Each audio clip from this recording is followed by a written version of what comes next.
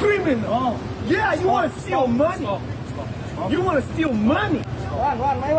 You want to steal.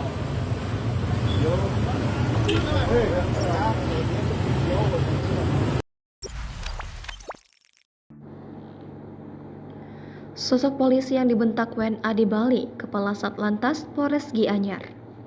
Profil AKP Muhammad Bayangkara Putra Sejati, Kepala Satlantas Polres Gianyar, yang viral dibentak seorang warga negara asing atau WNA di Bali. Sebelum menjabat sebagai Kasat Lantas Polres Gianyar, AKP M Bayangkara Putra Sejati menduduki jabatan sebagai Kanit Regiden Satlantas Polresta Denpasar.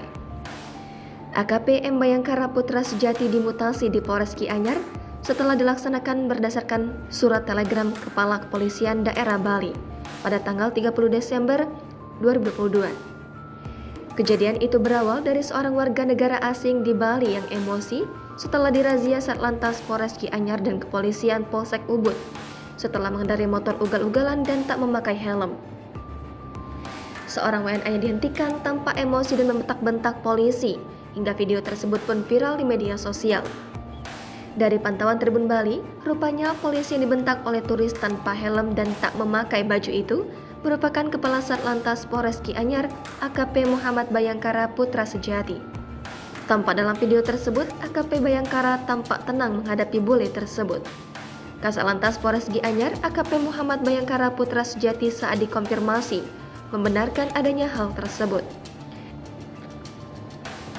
Saat itu, pihaknya tengah melakukan razia di Catus Pata Depan Puri Ubud. AKP Bayangkara mengatakan terkait pelanggaran yang bersangkutan berkendara tak menggunakan helm, serta tak sopan karena berkendara di jalanan umum tanpa memakai baju. Jangan lupa subscribe, share, komen, dan like ya!